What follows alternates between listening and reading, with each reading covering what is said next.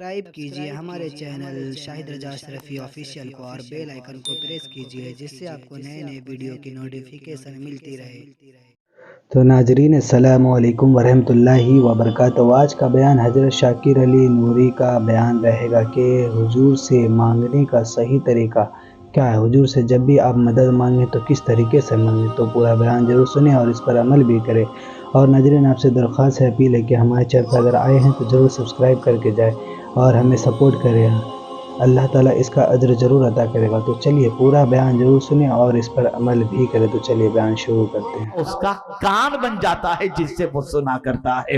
اور میرے پیارے آقا صلی اللہ علیہ وسلم کے پیارے دیوانوں، آپ اندازہ لگائیں، یہ حدیث کی کتاب کے اندر حضرت راجس کا واقعہ موجود ہے اور سرکار نے ان کی مدد فرمائی، لیکن انہوں نے پکارا کیسے تھا؟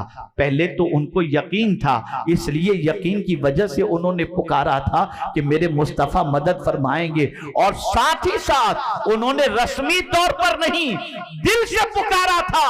تو میرے اعلیٰ حضرت کہتے ہیں واللہ وہ سن لیں گے، فریاد کو پہنچیں گے۔ اتنا بھی تو ہو کوئی آہ کرے دل سے پکار کر دیکھو۔ ماضی قریب کے ایک عظیم عاشق رسول جن کا مشہور زمانہ کلام احمد رضا کی شمع فروزاں ہے، آج بھی سب ان سے جلنے والوں کے کل ہو گئے چراغ، احمد رضا کی شمع فروزاں ہے آج بھی۔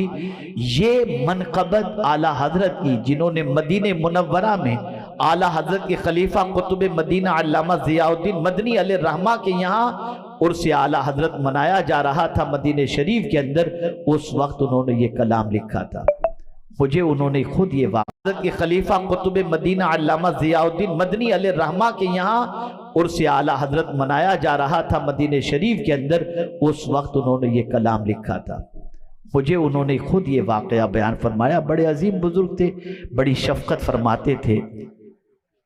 ایک طویل عرصہ ہو چکا ان کے انتقال کو، وصال کو۔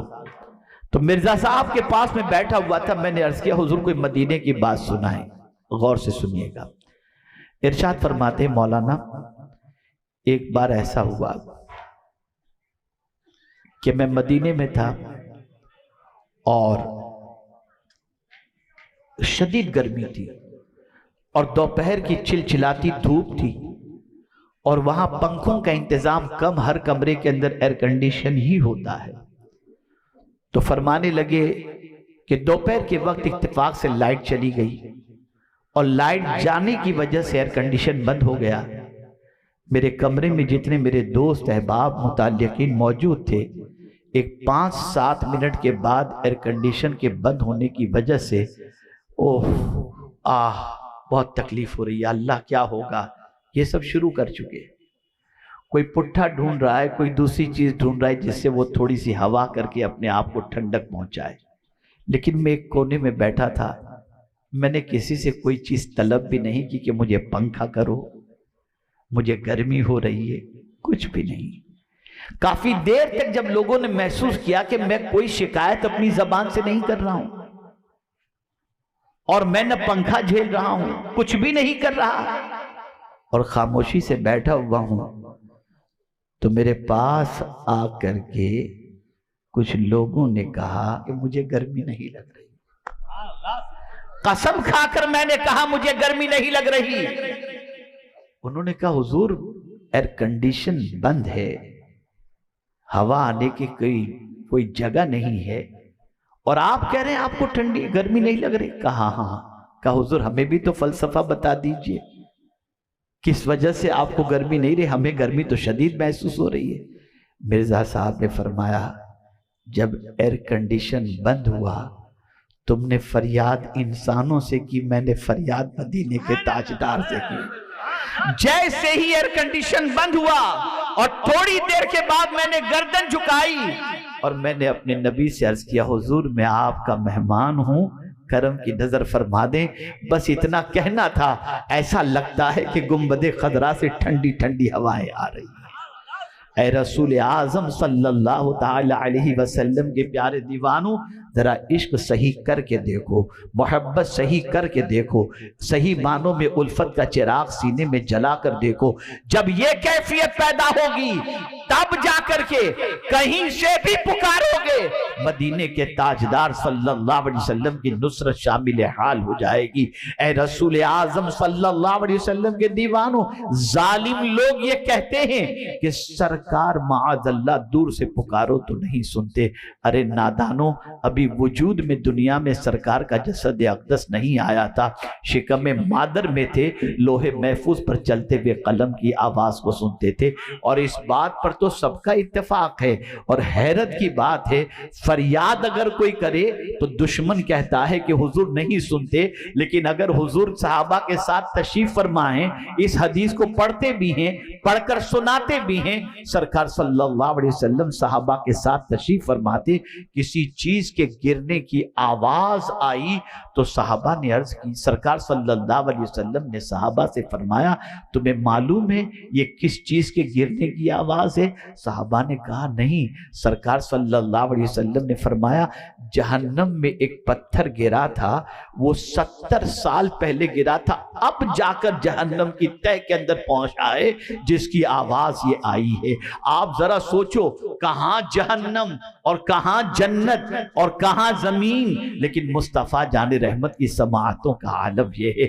اسی لیے میرے امام کہتے ہیں ہم یہاں سے پکاریں وہاں وہ سنیں، مصطفیٰ کی سماعت پہ لاکھوں سلام۔ یہ اتنا تفصیلی موضوع ہے کہ میں تمہید پر اگر گفتگو کرتا اور تمہیدی کلمات آپ کے سامنے پیش کرتا تو موضوع اور اجاگر آپ کے سامنے ہو جاتا اور آپ اچھی طریقے سے سمجھ پاتے۔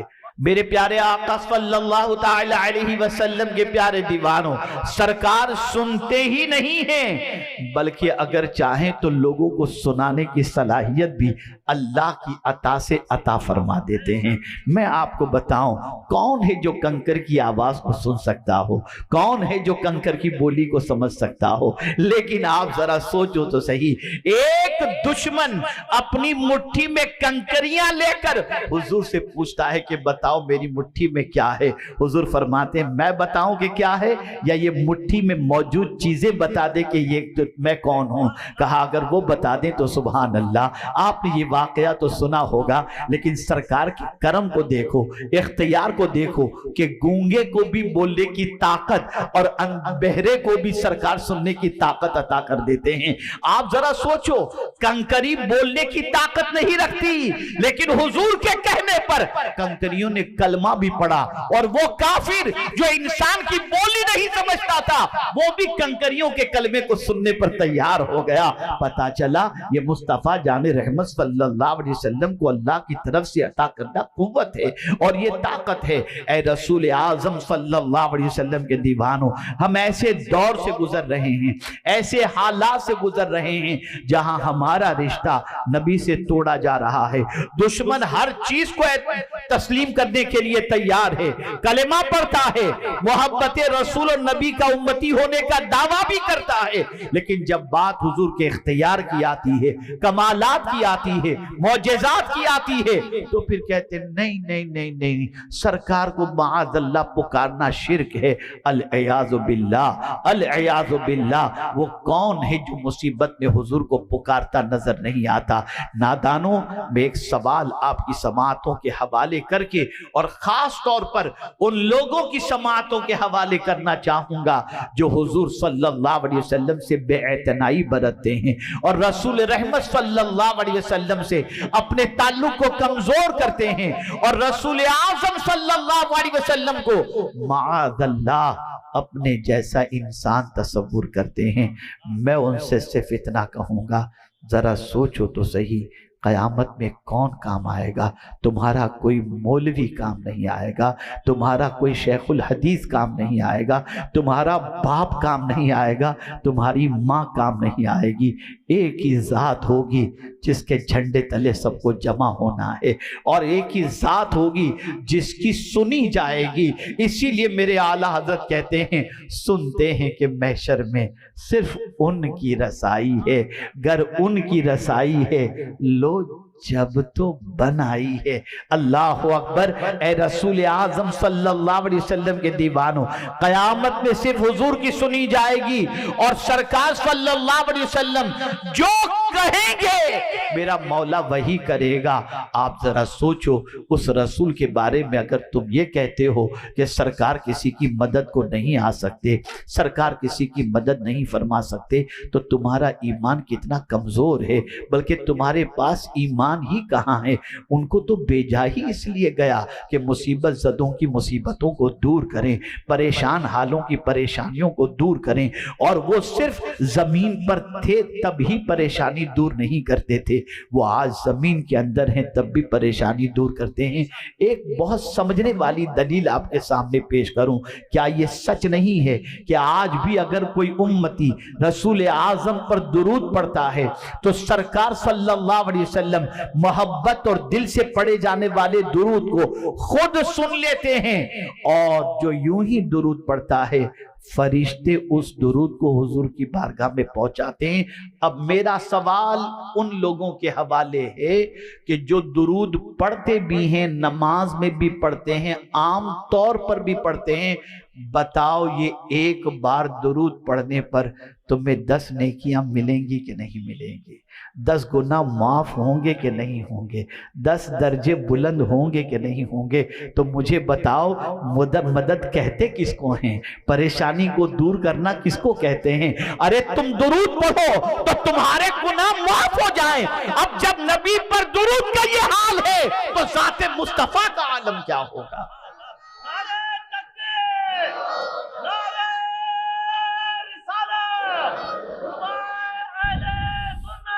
ऐ रसूल आज़म सल्लल्लाहु ताला अलैहि वसल्लम के प्यारे दीवानों, मैं सिर्फ ये बताना चाहूँगा, दूर से भी पुकारो तो हुजूर सुनते हैं, करीब से पुकारो तब भी हुजूर सुनते हैं, मुसीबत में पुकारो तो भी हुजूर मदद फरमाते हैं। और आप देखें, जानवर कर फरियाद करते हुए सरकार की बारगाह में आपको नज़र आएंगे, उनकी भी फरियाद हुजूर सुनते हुए नज़र आते हैं।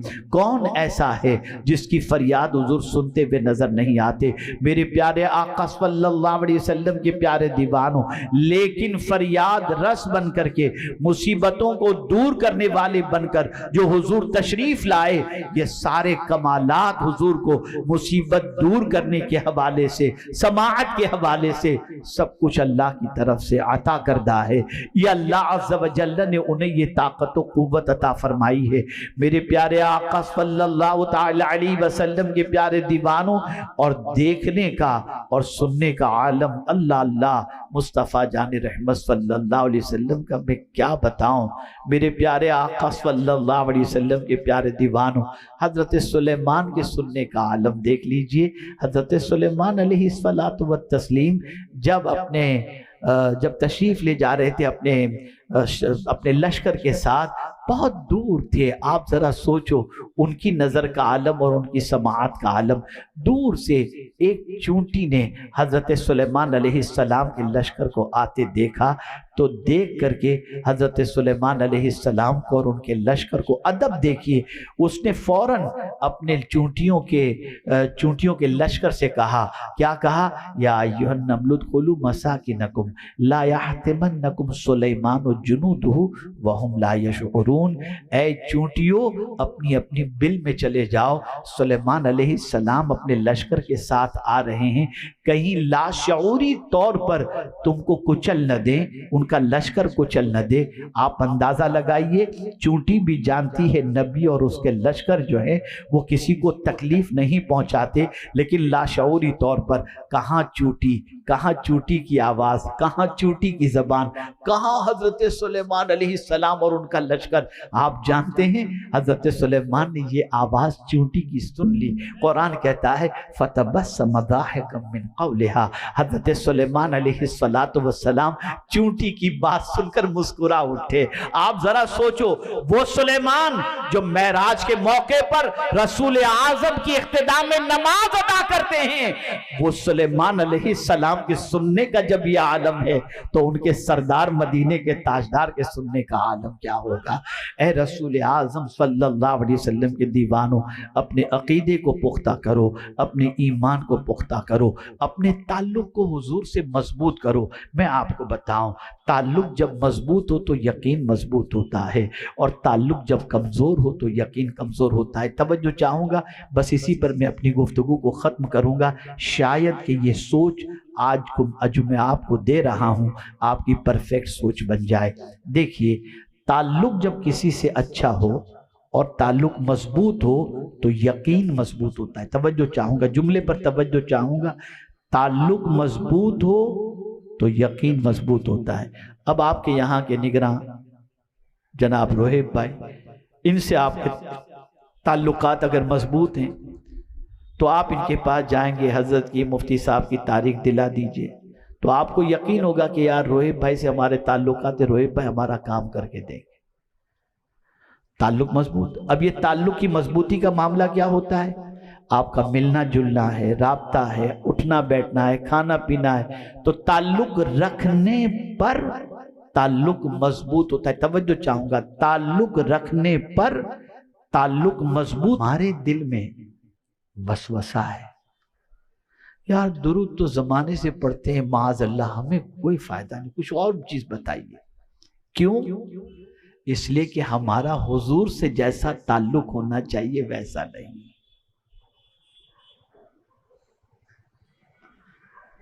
اگر تعلق مضبوط ہو تو یقین مضبوط ہوتا ہے۔ کشتی میں سوار ہیں، بحری جہاز کے اندر امام عشق و محبت سوار ہیں، اور طوفان آتا ہے، سب کو یقین ہوتا ہے کہ اب جہاز ڈوبے گا، تب جہاز ڈوبے گا، کفن لے کر سب تیار ہیں، لیکن اے امام محمد رضا تمہاری عظمتوں پر قربان کے کنارے پر بیٹھے ہیں اور کوئی ٹینشن نہیں جہاز کے ڈوبنے کا۔ لوگوں نے کہا تمہیں ڈر نہیں لگتا؟ جہاز ہچکولے کھا رہا ہے، اب ڈوبے گا کہ تب ڈوبے گا؟ تو امام محمد رضا کا یقین بولتا ہے یہ جہاز ڈوب ہی نہیں سکتا ہے۔ کہا تم کس یقین سے کہتے ہو؟ کہا میرے نبی نے کہا تھا سواری پر سوار ہوتے وقت جو دعا پڑھ لے اس کا جہاز کبھی نہیں ڈوبے گا۔ میں نے وہ یقین کے ساتھ میں نے وہ دعا پڑھ لی ہے، میرا یقین ہے کہ جہاز نہیں ڈوبے گا۔ تھوڑی دیر کے بعد طوفان رخ پھیر لیتا ہے اور جہاز منزل کی طرف بڑھتا ہوا نظر آتا ہے۔ امام محمد رضا کا تعلق مضبوط تھا، اس لیے یقین مضبوط تھا۔ ہمارا تعلق کمزور ہے، ہمارا تعلق کمزور ہے۔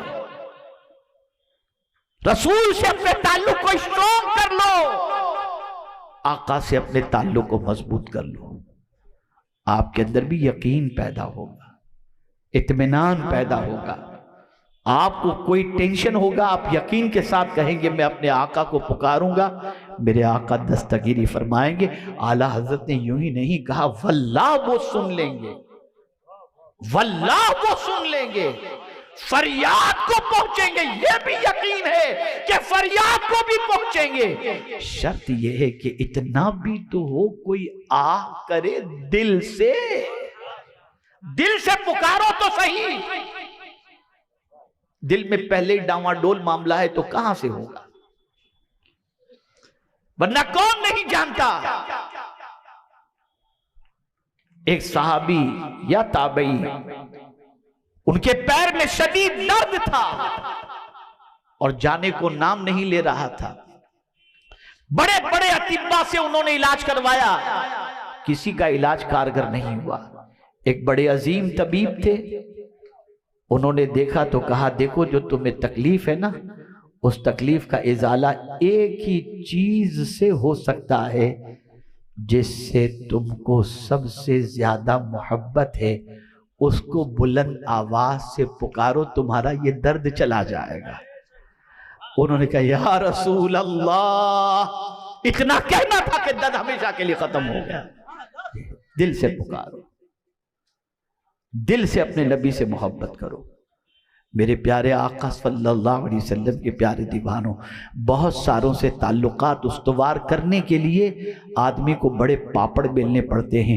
ایک غریب کا تعلق منسٹر سے نہیں ہو سکتا، ایک غریب کا تعلق بڑے سرمایہ دار سے نہیں ہو سکتا، ایک غریب کا تعلق چیف منسٹر سے نہیں ہو سکتا، ایک غریب کا تعلق بڑے افسر سے نہیں ہو سکتا۔ اگر تعلق قائم کرنا ہے تو بڑی قربانیاں دینی پڑیں گی، بڑے اخراجات کو برداشت کرنے پڑیں گے۔ لیکن اللہ اکبر، یا رسول اللہ آپ کی عظمتوں پر قربان کہ انسانوں میں آپ سے بڑا کوئی ہے ہی نہیں، لیکن آپ سے تعلق غریب بھی کر سکتا ہے، امیر بھی کر سکتا ہے، کمزور بھی کر سکتا ہے، فٹ پاتھ پہ رہنے والا بھی کر سکتا ہے، محل میں رہنے والا بھی کر سکتا ہے۔ میرے آقا آپ سے تعلق قائم کرنا ہو تو بس ایک ہی چیز ہے، ادھر درود پڑھے، ادھر تعلق قائم ہو گیا، ادھر نبی پر درود پڑھا، حضور سے تعلق قائم ہو گیا۔ کہیں سے بھی درود پڑھو، مصطفیٰ جان رحمت صلی اللہ علیہ وسلم سے تعلق قائم ہو جاتا ہے۔ ادھر درود پڑھتے ہو، ادھر رسول اعظم کی بارگاہ میں پڑھنے والے کا نام، پڑھنے والے کے باپ کے نام کے ساتھ فرشتے درود پیش کرتے ہیں۔ آپ ذرا سوچو، میرے پیارے آقا صلی اللہ علیہ وسلم کے پیارے دیوان، آج ڈائل ٹون لگانا پڑتا ہے، آج نمبر ڈائل کرنا پڑتا ہے، تب جا کر کے رابطہ ہوتا ہے۔ اور کبھی ایسا بھی ہوا بھی اور نہیں بھی ہوا، سامنے والا نیٹ ورک اس کا کمزور ہے یا کوئی اور مسئلہ ہے تو رابطہ نہیں ہو سکتا، لیکن کوئی یہ نہیں کہہ سکتا کہ درود پڑھنے سے حضور سے رابطہ نہیں ہوتا۔ ایسا عمل ہے کہ ادھر پڑھے کہ فوراً حضور سے کانٹیکٹ مضبوط ہو گیا۔ تو آج کے اس پروگرام کے اندر میرا پیغام آپ سب کو یہی ہے، حضور سے اپنے تعلق کو مضبوط کرو۔ اور ہم دنیا کے انسانوں کو طاقتور سمجھ کر ان سے تعلق مضبوط کرتے ہیں، لیکن میں آپ سے کہتا ہوں انسانوں میں حضور سے بڑا طاقتور کوئی دوسرا ہے ہی نہیں ہے۔ وہ ایسے ہیں، کوئی خزانہ ایسا نہیں جس کی چابی اللہ نے اپنے محبوب کو نہ عطا کی ہو۔ اللہ اکبر، حضور سب خزانے کے مالک بنا دیے گئے، مالک کل ہیں، مالک کونین ہیں، کو پاس کچھ رکھتے نہیں، دو جہاں کی نعمتیں ہیں ان کے خالی ہاتھ میں، وہ دینے پر آئیں تو کوئی دوسرا ایسا دے ہی نہیں سکتا۔ اللہ اکبر، وہ دینے پہ آتے ہیں تو جنت بھی بانٹتے نظر آتے ہیں، جنت بھی دیتے ہوئے نظر آتے ہیں۔ ہے کوئی جو جنت دینے کی طاقت رکھتا ہو؟ نہیں، مصطفیٰ جان رحمت کی ذات ہے، دینے پہ آتے ہیں تو جنت بھی دے دیا کرتے ہیں۔ اس لیے اے رسول اعظم صلی اللہ علیہ وسلم کے دیوانوں، ضرورت اس امر کی ہے، آقا سے اپنے تعلق کو مضبوط کرو، آقا کریم سے اپنی محبت کو مضبوط کرو، آقا کریم کی محبت کا چراغ اپنے گھر میں اپنے بچوں کے سینے میں روشن کرو، اور معمول بنا لو روزانہ سینکڑوں مرتبہ اپنے آقا کریم صلی اللہ علیہ وسلم پر درود کا نذرانہ پیش کرو گے، اس لیے کہ یہ بار بار درود پڑھنا بار بار حضور کی بارگاہ میں حاضری کے مترادف ہے۔ میرے پیارے آقا صلی اللہ علیہ وسلم کے پیارے دیوانوں، یہی وجہ ہے کہ صحابہ ہمیشہ حضور کے قریب رہنا چاہتے تھے، جیتے جی بھی حضور کے قریب اور مرنے کے بعد بھی حضور کے قریب رہنا چاہتے تھے۔ اچھا، میں اس سلسلے میں بات عرض کرنے سے پہلے، کل ہی عید گئی نا، ایک واقعہ مجھے یاد آ رہا ہے، میں پہلے عید سے متعلق ایک واقعہ سنا دوں۔ سیدنا غوث الثقلین رضی اللہ المولا تبارک و تعالی عنہ، جیسے ہی عید کا چاند ہوتا ہے تو آپ اپنے حجرے میں تشریف لے جاتے ہیں، اور حجرے میں جانے کے بعد غوث پاک رضی اللہ تعالیٰ عنہ بہت روتے ہیں، بہت گریوزاری فرماتے ہیں۔ لوگوں کے کانوں تک غوث پاک کے گریوزاری کی آواز پہنچ بھی جاتی ہے، اور لوگ پہنچے ہوتے ہیں چاند کی مبارکباد پیش کرنے کے لیے اور عید کی مبارکباد پیش کرنے کے لیے، لیکن غوث پاک کا دروازہ بند۔ سیدنا غوث الثقلین رضی اللہ تعالیٰ عنہ کے حجرے مبارک کے جھروکھوں سے جب لوگوں نے دیکھا تو غوث پاک بہت رو رہے تھے. انتظار کیے دروازے پر. کافی دیر کے بعد دروازے پر جب انہوں نے دستک دی تو غوث پاک نے دروازہ کھولا. جب غوث پاک کو روتے ہوئے لوگوں نے دیکھا تو کہا حضور آج تو عید کا دن ہے, بہت بہت مبارک ہو آپ کو, عید سعید. غوث پاک نے کہا ٹھیک ہے. پھر بہت قریب کے کسی شخص نے پوچھا حضور آج تو خوشی کا دن ہے, آپ رو رہے ہیں. اب دیکھیں میں فکر دینا چاہتا ہوں, آج تو خوشی کا دن ہے اور آپ رو رہے ہیں. تو پھر غوث پاک رونے لگے اور روتے ہوئے ارشاد فرمایا میری عید تو اس وقت ہوگی جب میں اس دنیا سے ایمان کے ساتھ چلا گیا. جس دن ایمان پر خاتمہ ہوا وہی میرے لیے عید کا دن ہے.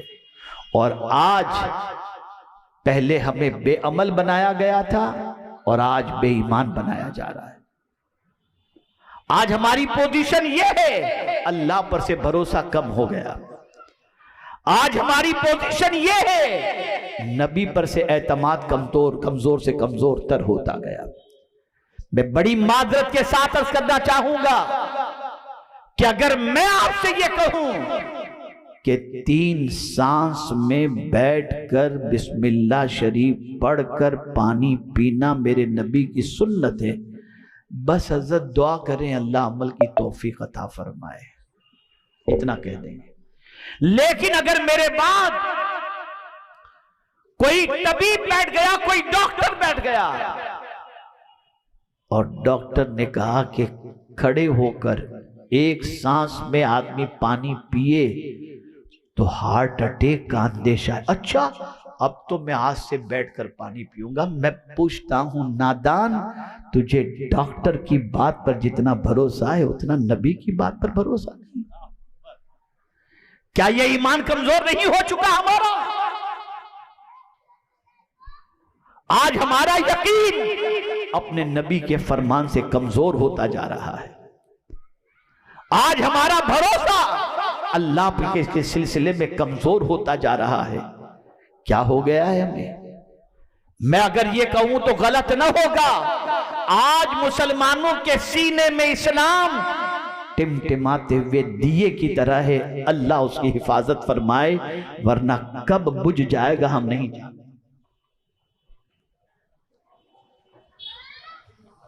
تو عرض کرنے کا منشا یہ ہے, صحابہ اسی لیے جانتے تھے کہ حضور کے قدموں میں رہیں گے تو ایمان سلامت رہے گا, اس لیے وہ جینا بھی چاہتے تھے حضور کے قدموں میں اور مرنا بھی چاہتے تھے حضور کے قدموں میں.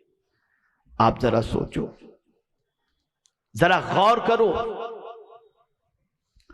سیدنا فاروق اعظم رضی اللہ المولا تبارک و تعالی عنہ, جن کے بارے میں حضور صلی اللہ علیہ وسلم فرماتے ہیں کہ آسمان کے تاروں کے برابر اگر کسی کی نیکی ہے تو وہ عمر فاروق کی ہے, اور میرے بعد اگر کوئی نبی ہونا ممکن ہوتا تو وہ عمر ابن خطاب ہوتے.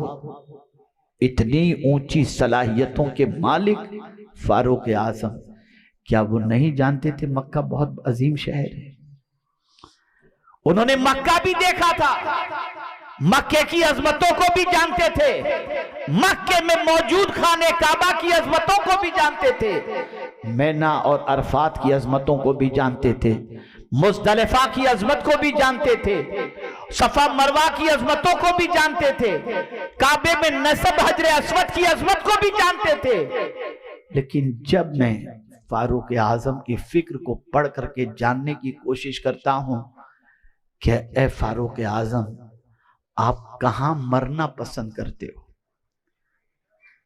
تو جواب دیتے ہیں کہ میری دعا تو ہمیشہ یہی ہے, اللہم ارزقنی شہادتا فی سبیلک وجعل موتی فی بلد رسولک. اے اللہ مجھے شہادت کی موت عطا فرما اور تیرے حبیب کے شہر پاک کے اندر دفن ہونے کی سعادت عطا فرما. کیا وجہ تھی؟ وجہ سب سے بڑی یہ ہے کہ رسول کے قدموں ہی کے اندر اللہ نے سب کچھ رکھا ہے، سب کچھ حضور کے قدموں میں رکھا ہے۔ صحابہ جیتے جی بھی حضور کے قدموں میں رہنا پسند کرتے تھے، اور بعد از وصال بھی حضور کے قدموں میں رہنا پسند کرتے تھے۔ اور آج کے مسلمان کی تباہی کی سب سے بڑی وجہ ایک یہ ہے کہ مسلمان حضور کے قدموں سے دور ہو رہا ہے۔ تو ناظرین، ویڈیو اگر اچھی لگی ہے تو ضرور ویڈیو کو لائک کرو، اور ہمارے چینل پر اگر نئے ہیں تو ضرور سبسکرائب کرو، اور اللہ سے دعا کریں کہ اللہ ہمیں نیک عمل کرنے کی توفیق عطا فرمائے، ہر بلا مصیبتوں سے، پریشانیوں سے، آفتوں سے، بیماریوں سے حفاظت فرمائے، پانچوں وقت کی نماز پڑھنے کی توفیق عطا فرمائے، خوب عبادت کرنے کی توفیق عطا فرمائے، اور اپنے گناہوں سے توبہ کرنے کی توفیق عطا فرمائے، ماں باپ کی خدمت کرنے کی توفیق عطا فرمائے۔ تو چلیے ناظرین، ملتے ہیں اگلی ویڈیو میں، تب تک کے لیے السلام علیکم ورحمۃ اللہ وبرکاتہ، دعا میں یاد رکھیں۔ ویڈیو اچھی لگے تو ہمارے ویڈیو کو لائک کریں اور ہمارے چینل کو سبسکرائب کریں۔ شکریہ۔